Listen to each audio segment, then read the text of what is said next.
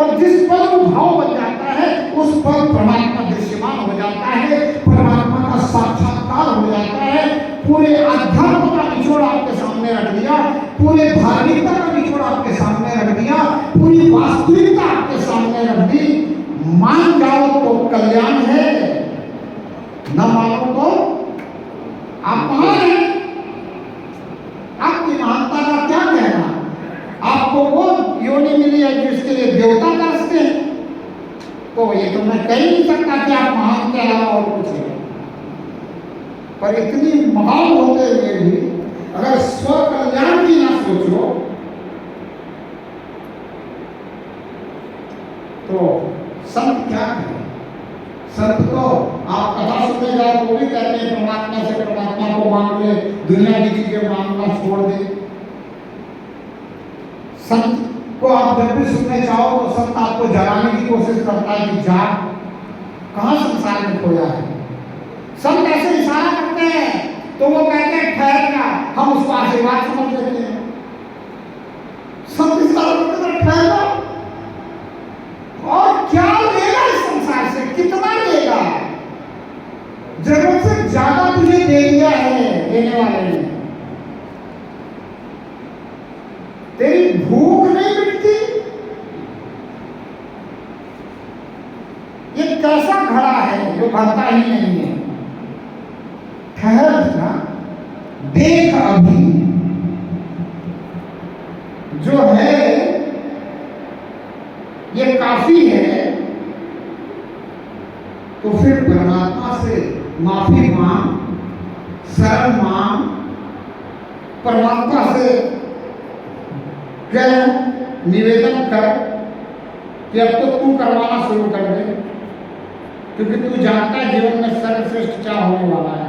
मैं तो सर्वश्रेष्ठ जानता ही नहीं मेरे जीवन में क्या होने वाला है। परमात्मा से कह कि वो आंखें देखे जिन आंखों से तू दिखता है, तू दिख जाए तो तू करवाता वो भी दिख जाए। तो फिर काय का लेकिन किंतु परंतु और काय की चिंता, काय की फिक्र, काय का tension, only attention, you are here, I am here. Both are here. जब दोनों यहाँ है कहाँ गड़बड़ है? सबको ने बड़े समझाने की कोशिश की।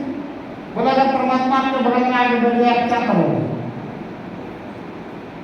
तो बोले परमात्मा बगल में बैठ जाए तो फिर क्या करना? फिर तो परमात्मा देख ही रहा है जो मैं कर रहा हूँ। परमात्मा अपने आप ही थप्पड़ मार लोगों को करवा लेगा जो सही करना चाहिए।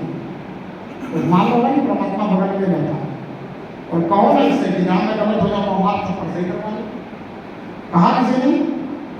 कहोगे तो करेगा ना। फिर कैसे थप्पड़ मारेगा पता है? फिर लठ नहीं मारेगा जिसमें आवाज नहीं होती, फिर ऐसे थप्पड़ मारेगा, अंदर हाथ सहारा देगा और बाहर मारे था। ऐसी सद्बुद्धि देगा, इस प्रकार के विचार उत्पन्न करेगा कि आपके विवेक से आप समझ जाओगे कि क्या गलत है क्या सही है, कब क्या मुझे करना चाहिए। इतना भी अगर नहीं कर पा रहे हो तो फिर संतों के पास बैठना, संतों की सुनना सब व्यर्थ है। संत की सुन रहे हो, बहुत आज तक सुने हो, अब अगर ये बात आपके समझ में आई हो तो इसको मानने की कोशिश करो।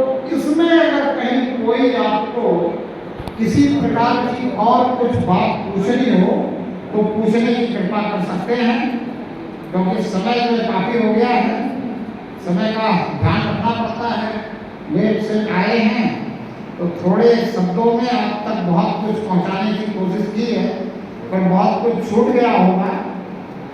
वो फिर कभी मौका मिलेगा तो जरूर आप तक निवेदन करूंगा। बोलो परमपिता परमात्मा की बोलने में कोई त्रुटि हुई हो तो आपके परिवार का ही पालक हो, बिल्कुल अपना समझ करके बड़े हिसाब से मुझे समझा देना कि आप ये त्रुटि संभाल लो ताकि दूसरी जगह त्रुटि ना हो।